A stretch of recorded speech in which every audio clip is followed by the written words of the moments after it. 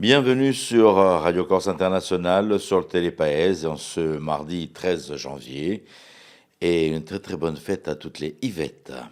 Bonjour, salut à tous. All'ascolto di Radio Corsica Internazionale, prima Radio Corsica.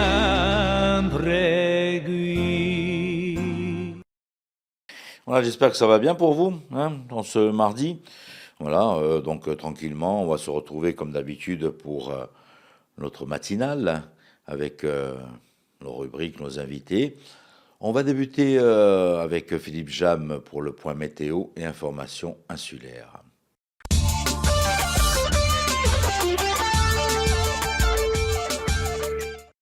Bonjour Auguste, bonjour à toutes et bonjour à tous. Le ciel sera voilé en ce mardi avec un bon petit vent de sud-est sur la pointe du Cap Corse.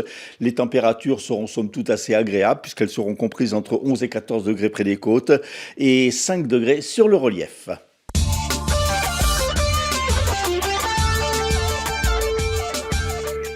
Alain Orsoni, 71 ans, a été tué par balle. Les faits se sont déroulés hier peu après 16 heures alors que le militant emblématique du MPA, ancien président de l'AC Ajaccio, venait d'assister à l'enterrement de sa mère à Vayres ou en Corse du Sud. Il a été atteint d'une balle au thorax par un tireur embusqué, probablement à partir d'un point haut, à l'aide d'une arme longue, certainement équipée d'une lunette. Vu le passé sulfureux de la victime, la juridiction interrégionale spécialisée de Marseille et le parquet national anti-criminalité organisée se sont co-saisis de l'enquête. Peu de temps avant, on avait appris la mort de Roland Courbis, à 72 ans, ancien joueur de football à Marseille, Montpellier ou Monaco, ancien entraîneur de l'AC Ajaccio.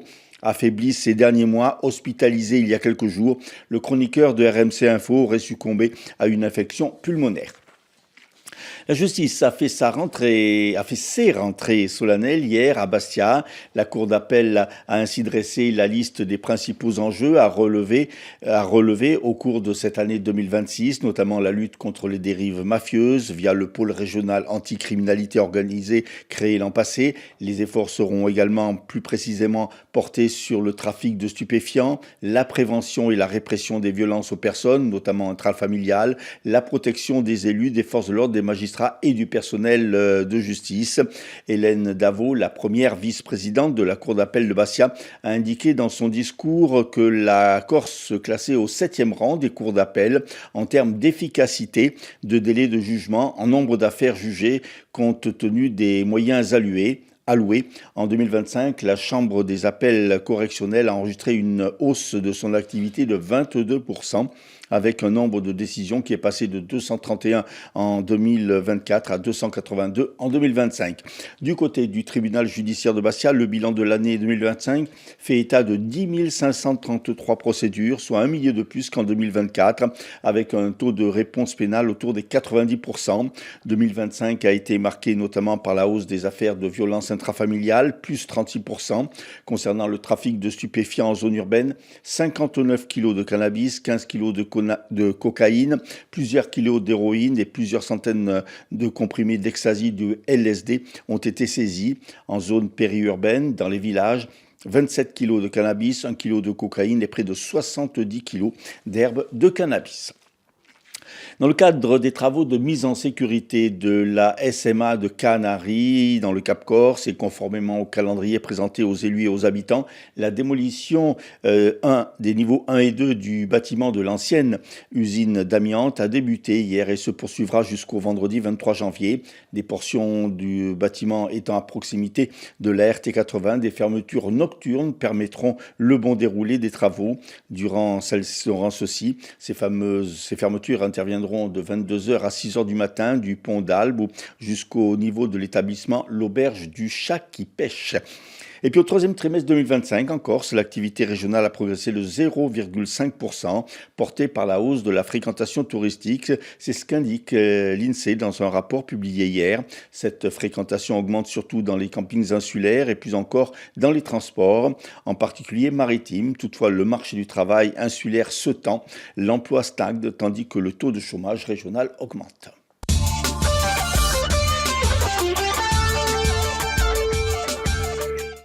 Merci Philippe. Allez, on vous retrouve avec l'invité dans un petit moment. On va poursuivre avec les courses hippiques. Les courses hippiques et les pronostics, surtout avec Rémi. Et on s'en va du côté de Vincennes pour les courses du jour. Les pronostics hippiques de Rémi sur Radio Corse International. Bonjour à tous, ce mardi dans les bons coups du jour, nous serons sur l'hippodrome de Vincennes. On va démarrer avec le quintet, je vais retenir le numéro 3, Kaxikin, qui ne devrait pas sortir des premières places. Passons à la quatrième course où le 9, Nikita Descharmes, devrait l'emporter, tout comme dans la septième, le numéro 5, My Darling Go For. Bon jeu à tous. Voilà, bien noté pour les pronos. Il ne reste plus qu'à passer dans le PMU le plus proche, donc pour jouer donc l'ensemble de ces chevaux. L'horoscope de Paxi, comme tous les jours, sur Radio Corse International et sur Télépaïs.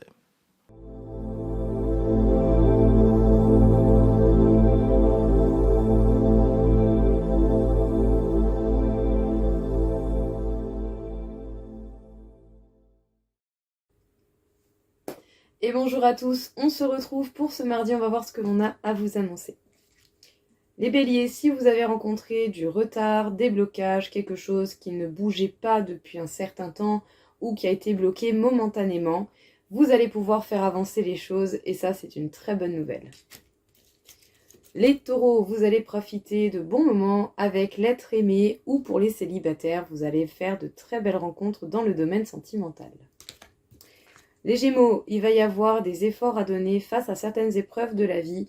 Ça peut être des incompréhensions, des discussions, des démarches en papier ou ce genre de choses dans ce même acabit. En tout cas, ne lésignez pas sur l'énergie, avancez et tout ira pour le mieux. Les cancers, il va y avoir des disputes et des mécontentements entre vous et quelqu'un. Ça pourrait gâcher votre bonne humeur habituelle. Les lions, vous avez de bons résultats, de bonnes nouvelles, de bonnes récompenses aussi, je peux dire. Vous pourriez même avoir de bons compliments de la part de certaines personnes et ça vous donne envie encore plus d'avancer, de passer à l'action et de faire ce qu'il faut pour avoir tout ce que vous désirez. Les vierges, vous évoluez, vous vous transformez et vous trouvez petit à petit votre paix et votre sérénité personnelle. Les balances, il va y avoir un choix à faire aujourd'hui. Écoutez votre intuition et votre cœur pour faire celui-ci. Les scorpions, vous savez déjà beaucoup de choses par rapport à ce que vous vivez. Vous avez déjà des réponses qui sont en vous, qui s'enfouissent au fond de vous. Peut-être que l'acceptation sera plus compliquée. Et aussi, ce qui peut vous perturber, ça sera le jugement des autres ou le point de vue d'autres personnes. Faites attention à la valeur que vous donnez au jugement des autres. Les sagittaires, si vous avez été mis face à des menteurs, à de la médisance ou à des manipulateurs, vous n'allez pas vous laisser faire, vous ferez les changements qui seront nécessaires. Les capricornes, vous allez vivre une belle histoire d'amour. En tout cas, vous pourriez être amené à vivre une très belle histoire d'amour, qu'elle soit déjà existante ou à venir. Les verseaux, vous allez recevoir des nouvelles qui vont vous peiner et ne pas aller dans le sens que vous avez désiré. Ça pourrait vous rendre triste. Essayez de voir qu'est-ce qui sera possible par la suite ou qu'est-ce que vous pouvez amener comme transformation à tout cela. Et enfin, les poissons, peut-être que certaines histoires du passé qui ne sont pas réglées, qui n'ont pas eu de point final, peuvent vous rendre morose aujourd'hui. On garde certaines rancunes à l'intérieur de soi, ça peut faire mal. Essayez d'évacuer, même si ce n'est pas directement avec la personne concernée. N'hésitez pas à écrire pour libérer votre esprit et surtout votre cœur. Voilà tout le monde, je vous souhaite à tous une belle journée et je vous dis à bientôt.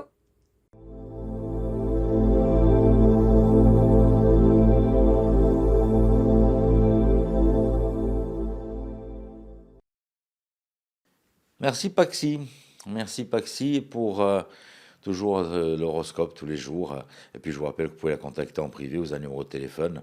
N'hésitez pas pour un tirage de cartes en privé. Voilà, elle est très sympathique, vous allez voir Paxi. La chronique philosophique de Christophe Dicaro.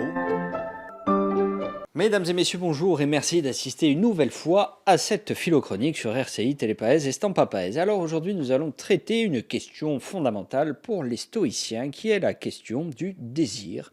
Du désir qui a été traité par Épictète, par Marc Aurèle, mais le désir qui est vu comme fondement, au final, d'une part, soit de l'élan vital, de ce qui nous fait vivre et qui nous pousse à nous réveiller le matin, ou alors de quelque chose qui peut nous perdre dans des passions déréglées, dans des façons de voir les choses de manière, je dirais presque avec une vision tout à fait centrée sur un point qui occulte totalement le reste de notre vie et de tout le reste. C'est une sorte d'obsession en réalité. Donc pour Épictète, on va définir le désir comme étant quelque chose qui est lié soit à l'idée du besoin, puisqu'il y a des désirs qui sont naturels et nécessaires, comme par exemple le désir de se nourrir, le désir de se reproduire, le désir etc., de se loger, d'avoir chaud, etc.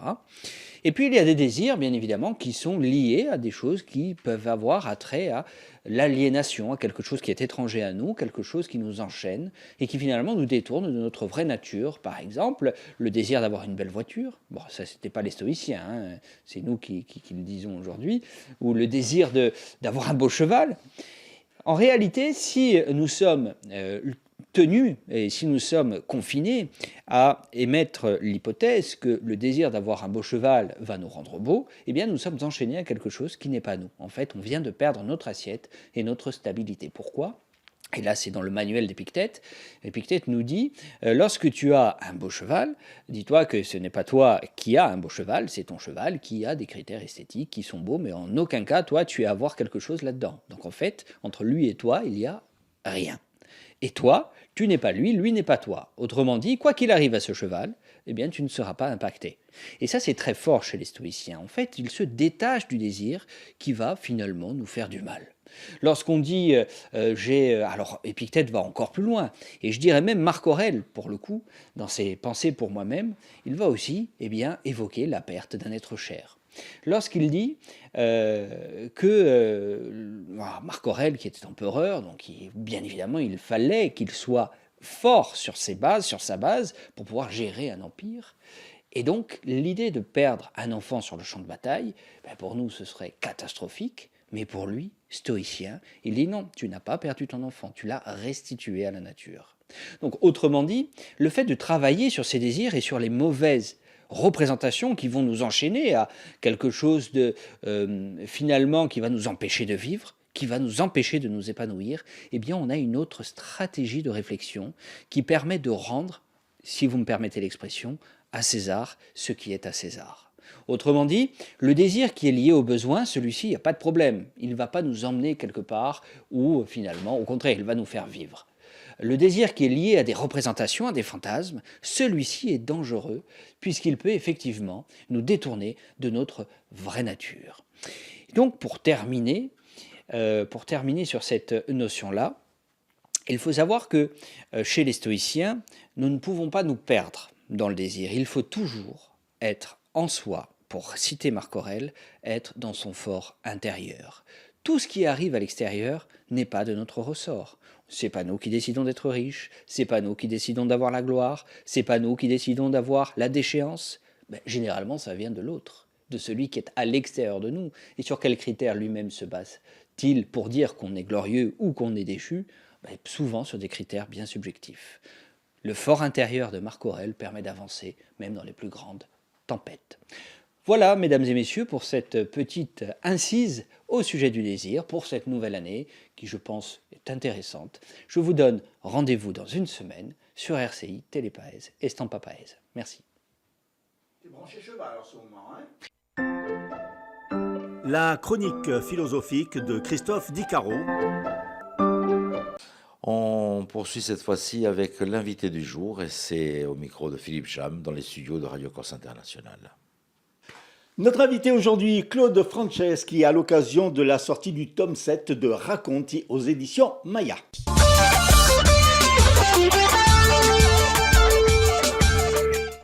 Claude, bonjour. Bonjour. Alors c'est une bonne nouvelle quand on vous voit dans notre studio parce qu'on s'est dit tiens, il va encore nous raconter de belles choses avec notamment ce tome 7. On va récapituler un petit peu on va survoler un petit peu l'historique, la genèse de puisqu'on en est au tome 7 quand même, de Raconti. Tout à fait. Au tome 7, plus un qui est sorti, hors série, qui était dirigé, j'avais dit l'autre fois, par Michel et Isabelle Casta, quoi. Oui, eh bien, écoutez, et ça s'est passé. Le départ, il a eu lieu au Festival d'Oran en 2014, hein, où on a été invité par l'Institut français pour raconter là-bas, en français et en corse.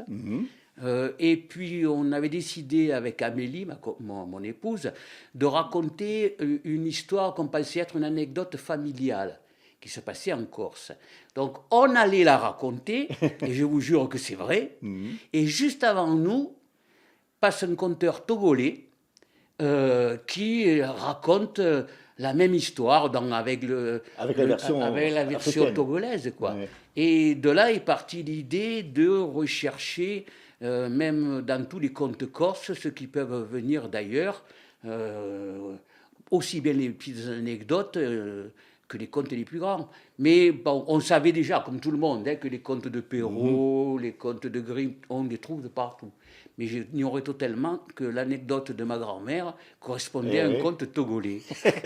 Alors, c'est le septième tome. Vous en êtes à combien de contes à peu près? Alors, on en est à 418 comptes. Les 418 comptes, hein, parce que c'est moi qui m'occupe de la gestion des comptes. J'en avais 613 au début qui pouvaient correspondre à des contes corses. Et puis, il a bien fallu que je fasse des choix en fonction des histoires qu'on a trouvées, quoi. Voilà. Alors, ce qu'il faut souligner, c'est que c'est un travail collectif. Hein. C'est un travail collectif, parce que, bon, moi, je suis le chercheur, entre guillemets, par rapport aux histoires contes. Mais dans le livre, il n'y a pas que les contes mis de cette façon, quoi. Il y a des analyses qui sont faites par des amis, des collègues, des universitaires, les préfaces aussi. Et puis, ça donne un travail extraordinaire, quoi. Hein. Alors, il y a Angelo Rambindi. Alors, hein. oui, Angelo Rambindi. Alors, on est au début, entre guillemets, des personnes qui ont décidé de lancer cette collection avec l'aval des éditions Maya, quoi, parce que publier 2 ouvrages par an, c'est pas évident, quoi. Pas évident, ouais. Mais comme les ouvrages sont différents, c'est-à-dire il y en a un qui sort chaque année qui correspond aux contes et l'autre qui correspond aux histoires de village. C'est pas la même chose, c'est pas forcément le même public. Donc ça marche. Donc du début, il y a alors Angelo Rambini, Renato Cotti, Ioan Iazepu Franchi, Paul Dalmas Alfonsi et moi-même. Voilà. Mais en plus, il y a tous les collaborateurs, il y en a des centaines. Alors, D'ailleurs, on retrouve la liste au début Tout à fait. du tome 7. Alors, il y a 200, je crois que c'est 210 ou 212 personnes qui nous ont aidés depuis le début, depuis le démarrage du tome 1. Donc, soit on nous aide en nous communiquant des personnes qui peuvent nous raconter des histoires, qui peuvent raconter des personnages, etc. Hein. Et donc, on en a à ce jour 210, je crois, personnes qui ont collaboré depuis le numéro 1. Et après, donc, il y a les recherches pour voir si dans d'autres pays, il y a... Donc, c'est un gros travail de recherche. C'est un gros travail de recherche. Voilà. Alors, chaque tome, il y a un thème. Chaque tome... Attends, alors, je te coupe 2 secondes. Non, dans les histoires de village, il n'y a pas de thème. Ça, c'est les tomes pairs. Père. Voilà. Et impair, c'est les contes. Impair, c'est les contes. Donc, on va parler des contes aujourd'hui. On va parler des contes. On aura l'occasion de parler des villages la prochaine fois que vous venez. On va régler nos comptes. Et donc, je disais que dans les contes, vous choisissez des thèmes, et là, ce sont les animaux. Ce livre-là, oui, c'est le thème, c'est les animaux. Alors, c'est les animaux, toutes sortes d'animaux, en fait. Il y a des gentils, il y a des méchants. Il y a des gentils, il y a des méchants, ouais, ça, c'est sûr. comme dans les contes, et qui s'apparentent presque à des êtres humains. En fait, ces histoires qui sont des histoires, entre guillemets, animales, elles ont toutes un rapport avec la nature humaine. Hein. Ce que faisait La Fontaine. Tout à fait. C'est vrai. avec ces fameuses, C'est vrai. ces fameuses flammes. Il y a donc des récits avec des ponts secrets qui relient les contes et les légendes dans le monde entier. Et ça, c'est intéressant de voir un petit peu les diverses versions, en fait. Ah, c'est très très intéressant, franchement. Parce qu'il y a aussi bien dans le monde entier, parce qu'on retrouve par exemple des contes corses, bon je ne parle pas spécifiquement des contes animaliers, hein, qui correspondent à des contes qui sont en Mongolie. Donc on ne s'y attend pas quoi, hein, à avoir des trouvailles comme celle-là. Et dans les contes animaliers, alors c'est plus, par rapport aux autres livres de contes, c'est plus des contes qui viennent d'Afrique. Donc ça correspond hein, à la civilisation et à la manière d'interpréter les histoires entre les hommes par le biais des animaux. Et ce qui est intéressant, c'est que finalement, c'est surtout une tradition orale, en fait. Ah, c'est d'une tradition orale. Hein. Mais vous essayez quand même de retrouver des traces écrites pour avoir des preuves aussi. Ah, alors, c'est obligé. C'est pas que des traces orales. Tous les contes qui sont dans les ouvrages impairs, obligatoirement, c'est des traces écrites. Voilà, obligatoirement, c'est des traces écrites. Et on part donc de conteurs corses, donc les familles Ortoli, Pinzapalo Carlotti, les plus anciens, Petiros, Thomas Peretti, Philippe, etc. Il y en a d'autres qu'on ne peut pas mettre parce qu'on n'a pas eu les autorisations, parce que en fonction de l'apparition de certains livres, on ne peut pas le faire. Mais les plus anciens, c'est 1883. Et les plus récents, ça s'arrête à 1936. Encore que, on peut mettre, notamment dans l'ouvrage, dans cet ouvrage-là, quoi, on a des contes qui nous ont été donnés par des personnes. Hein, je pense à Madame Gatacega Falorni, qui la tenait de ses grands-parents. Donc là, ça nous intéresse. Ce qui nous intéresse, ce n'est pas les contes d'aujourd'hui, c'est ce qui est rapporté par les grands-parents. Et les grands-parents, ça fait le début du siècle précédent. Oui, ça remonte. Donc, alors, la triste nouvelle, c'est que c'est le dernier. Le dernier dans le cadre des contes, oui. Vous avez fait le tour. On a fait le tour, oui. C'est dommage. Par contre, donc, il y aura le tome 8 bientôt. Non, oui, il y aura le tome 8. Le tome 8 qui sera consacré donc, au village. Et là aussi, il y a un travail énorme. Parce que là, il y a un travail énorme. C'est infini, parce que les villages, il y en a... Alors, les villages... Là aussi, vous travaillez avec les gens sur place, vous allez les voir. On va interroger des personnes, et puis, quand je dis des villages, ce n'est pas simplement les récits des villages. Hein. Là aussi, l'ouvrage est bien segmenté. On a sur des personnages des villages, on a des textes, on retrouve des textes là aussi anciens. Il y a beaucoup de récits qui nous sont racontés, quoi. Et puis, c'est très intéressant là aussi. Et là, ça marche. Hein. Puisque là, je dois déjà interroger 4 ou 5 personnes dans le coin. Puis il y en a d'autres qui interrogent dans leur région. Quoi. Dans leur région. Et il paraîtrait quand, le numéro 8 ? Vous avez déjà une idée ? Ah non, absolument pas. Vous êtes en cours de rédaction ? Oui, on a déjà... Bon, c'est sûr qu'il y a déjà mis de côté, stocké certains textes, etc. Et on va dire, allez... Printemps ? Non, pas au printemps, hein, parce que celui-là vient de paraître. On va lire en été. Hein, en été. Alors, on se reverra en été, alors, Claude. On se reverra avant, même. Hein. Claude Franceschi, merci. Donc, on rappelle la parution de cet ouvrage de Raconte, le tome 7. Oui. Alors, juste, je voudrais signaler aussi que dans ces ouvrages de contes, à la fin... Il y a un chapitre qui est consacré aux poètes et aux conteurs d'aujourd'hui. C'est-à-dire qu'on a des personnes qui écrivent des poésies qui correspondent au thème du livre, des contes d'aujourd'hui qui sont dans l'ouvrage. Contes et poésie. Plus moderne, donc. Voilà, plus moderne. C'est-à-dire pour ouvrir, pour faire voir que ça continue aujourd'hui. Bien sûr. C'est la tradition qui se perdure. Qui perdure, c'est ça. Claude, merci beaucoup. On rappelle donc la parution aux éditions Maya de Raconte, le tome 7 consacré aux animaux. Merci Claude. Merci à vous, merci à toi.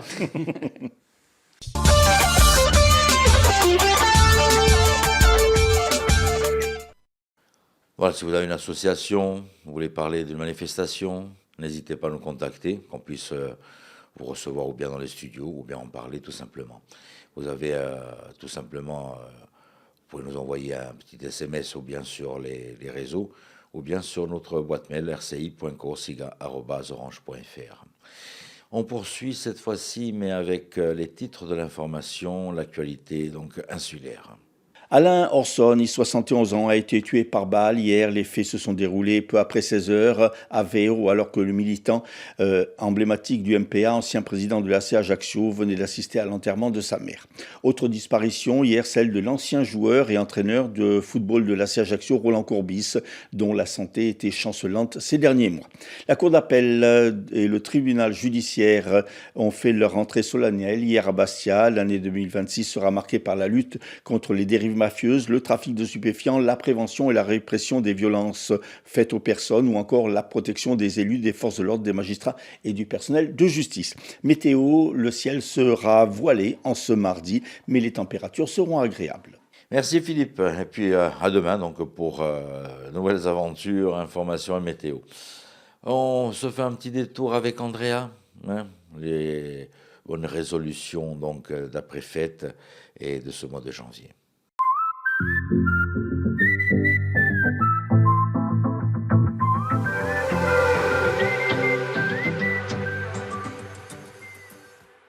Bonjour à tous. Comme vous voyez, on sent que les températures baissent petit à petit, que notre fatigue s'installe et que l'hiver également. Donc nous allons voir aujourd'hui les aliments à privilégier pendant cette saison pour justement renforcer notre immunité et éviter tout risque de maladie ou d'énormes fatigues. On a 8 légumes à favoriser pendant toute cette saison, qui vont être riches en vitamines, minéraux et antioxydants. Le tout premier, ça va être le brocoli, qui est riche en vitamine C. On va avoir le choucal également, qui fait partie également des crucifères. On va avoir qui va être riche en vitamines A, C et K. On va avoir le chou rouge, qui est un antioxydant puissant, qui contient d'autres antioxydants et d'autres vitamines très importantes. On va avoir les épinards, bien évidemment, riches en fer, pas autant que l'on ne le pense, mais riches en fer et en vitamine C. On va avoir le poireau. Le poireau est un prébiotique naturel, donc qui va permettre justement d'accroître la flore intestinale. On va avoir l'ail qui est connu pour son rôle antibactérien et antiviral. Les oignons, qui est un rôle anti-inflammatoire, et les carottes, qui vont être riches en bêta-carotène. Au niveau des fruits, les fruits, eux, vont nous permettre de renforcer notre immunité et surtout notre énergie. On va avoir les oranges et les clémentines, connus pour leur richesse en vitamine C.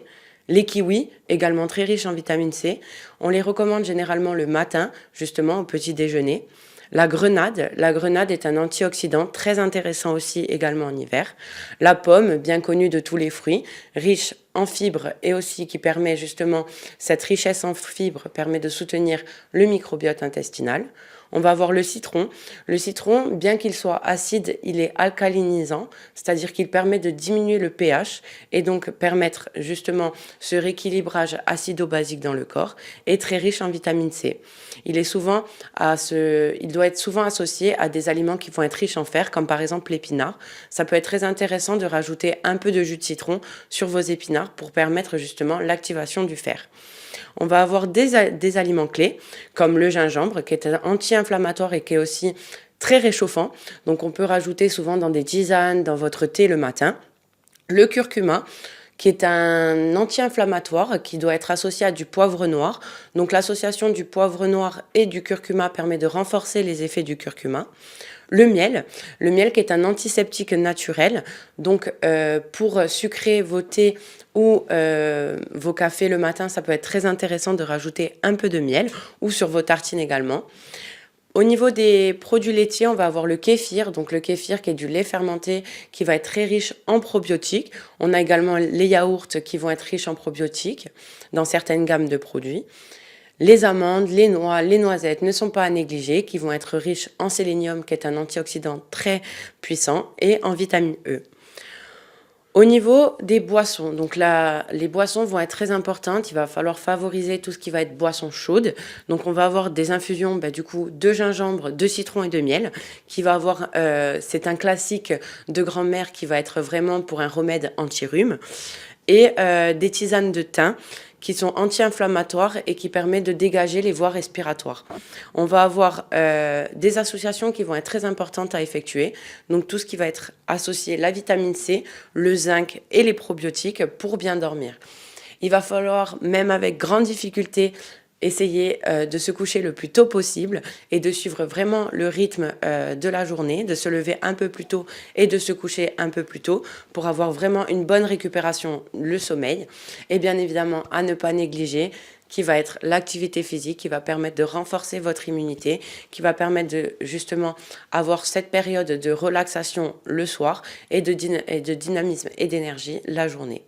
Je vous souhaite une très bonne journée et un très bon hiver. À bientôt.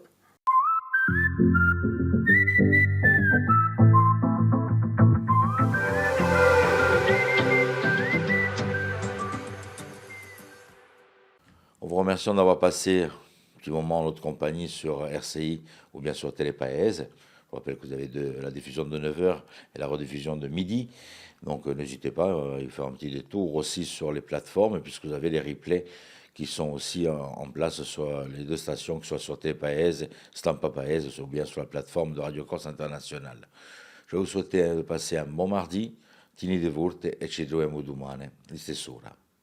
Bonjour, salut à tous. All'ascolto di Radio Corsica Internazionale, prima Radio Corsica. Siamo sempre